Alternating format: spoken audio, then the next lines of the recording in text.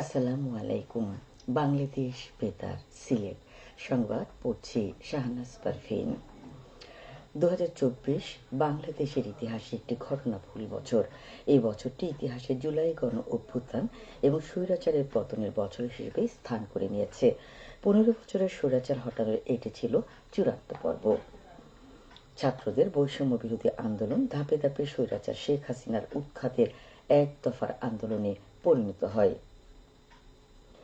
2024 সালের 5 June Bangladesh supreme কোর্টের high court বিভাগ কর্তৃক 2018 সালের 4 অক্টোবর বাংলাদেশ সরকারের জারি করা পরিপত্রকে অবৈধ ঘোষণার পর কোটা সংস্কার আন্দোলন নতুন করে শুরু হয়।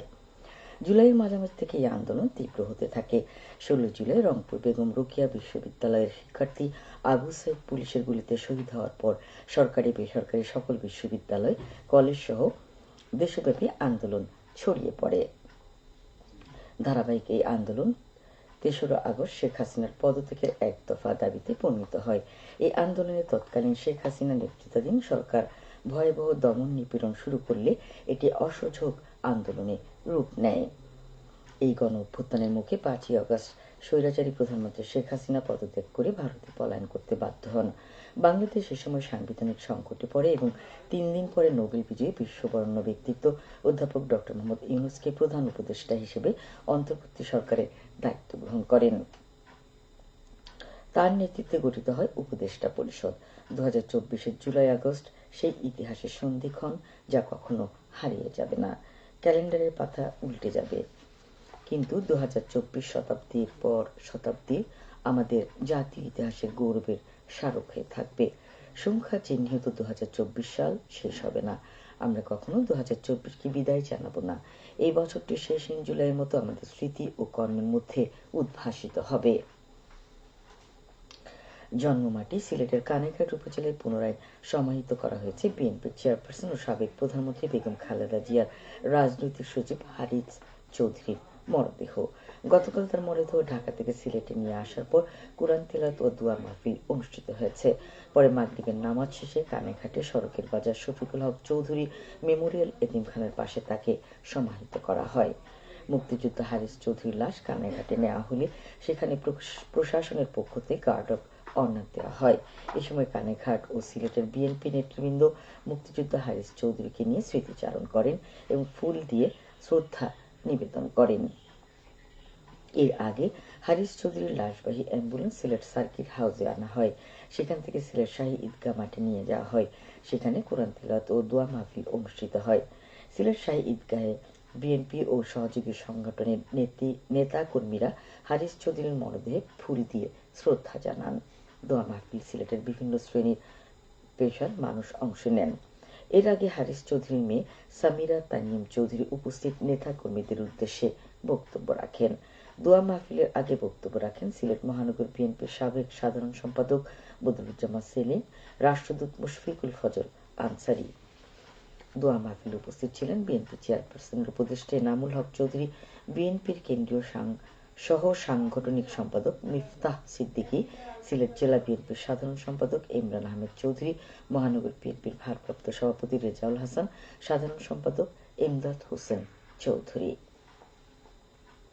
শিক্ষা প্রকৌশল অধিদপ্তরের জেলা উপজেলা পর্যায়ের প্রকৌশলী, সাংবাদিক, চুক্তিকারকদেরকে নিয়ে জাতীয় শুদ্ধাচার কৌশল কর্ম পরিকল্পনা সংক্রান্ত মতবিনিময় সভা অনুষ্ঠিত হয়েছে মৌলভীবাজারে আজ। জেলা শিক্ষা প্রকৌশল অধিদপ্তরের সভাকক্ষে অনুষ্ঠিত সভায় সভাপতিত্ব করেন নির্বাহী প্রকৌশলী ইঞ্জিনিয়ার রতীশ চন্দ্র সেন।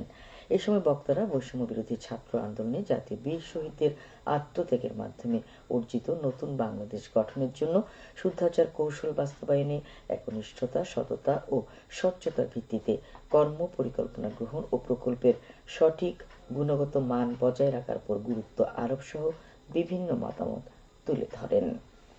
এতে প্রিন্ট ও ইলেকট্রনিক মিডিয়া সাংবাদিক, দপ্তরের প্রকৌশলী, সহকারী ও উপসহকারী সহকারী প্রকৌশলী, চুক্তিকারক সহ 1.5 শতাধিক ব্যক্তি উপস্থিত ছিলেন। শিক্ষা প্রকৌশল অধিদপ্তর এর আয়োজন করে। এদিকে শহরের আলী আমজাদ সরকারি বালিকা উচ্চ বিদ্যালয়ে বয়ঃসন্ধিকালীন স্বাস্থ্য সুরক্ষা বিষয়ে কিশোরীদের নিয়ে ওরিয়েন্টেশন সভা অনুষ্ঠিত হয়েছে আজ। সভায় প্রধান অতিথি হিসেবে উপস্থিত ছিলেন শিক্ষা ও আইটিসি বিভাগের অতিরিক্ত জেলা প্রশাসক মেহনাজ ফেরদৌস। সম্মানিত অতিথি ছিলেন বিশিষ্ট গাইনী বিশেষজ্ঞ ডাক্তার নাসরিন সুলতানা। এতে বিদ্যালয়ের 3 শতাধিক কিশোরী অংশ নেয়। Concern women for family development এর আয়োজন করে। এবারে শুনুন কৃষি সংবাদ। সুনামগঞ্জের ধর্মপাশা ও মধ্যনগর উপজেলায় সরিষার বাম্পার ফলন হওয়ায় কৃষকের মুখে হাসি ফুটে উঠেছে। উপজেলা কৃষি অফিস জানায়, চলতি 2024-25 অর্থ বছরে 1716 একর জমিতে সরিষা আবাদের লক্ষ্যমাত্রা নির্ধারণ করা হয়। তবে লক্ষ্যমাত্রার চেয়ে আরো 84 একর বেশি অর্জিত হয়েছে। সরকারি প্রণোদনার আওতায় কৃষকদের মধ্যে বীজ ও সার বিতরণ করা হয়। আবহাওয়া অনুকূলে থাকলে এবছর প্রায় 100 কোটি টাকার সরিষা উৎপাদন হবে বলে আশা করা যাচ্ছে। খেলার খবর। ক্রিকেট। সিলেটের গোয়াইনঘাট সরকারি মডেল উচ্চ বিদ্যালয় মাঠে আন্তঃ ইউনিয়ন ক্রিকেট টুর্নামেন্টের ফাইনাল ম্যাচের পুরস্কার বিতরণী অনুষ্ঠান সম্পন্ন হয়েছে গতকাল। ফাইনাল খেলায় রুস্তমপুর ইউনিয়ন দলকে পরাজিত করে চ্যাম্পিয়ন হওয়ার গৌরব অর্জন করে বিছনাকান্দি ইউনিয়ন দল। উপজেলা ক্রিকেট অ্যাসোসিয়েশন এর আয়োজন করে। সবশেষে আবহাওয়া। সন্ধ্যা 6টা পর্যন্ত পূর্বাভাসে বলা হয়েছে, সিলেট সহ পার্শ্ববর্তী এলাকার জন্য আজ কোনো সতর্কবাণী নেই এবং কোনো সংকেত দেখাতে হবে না। আজ সিলেটের সূর্যোদয় হয়েছে সকাল 6টা 37 মিনিটে এবং সূর্যাস্ত যাবে সন্ধ্যে 5টা 13 মিনিটে। সংবাদ শেষ হলো।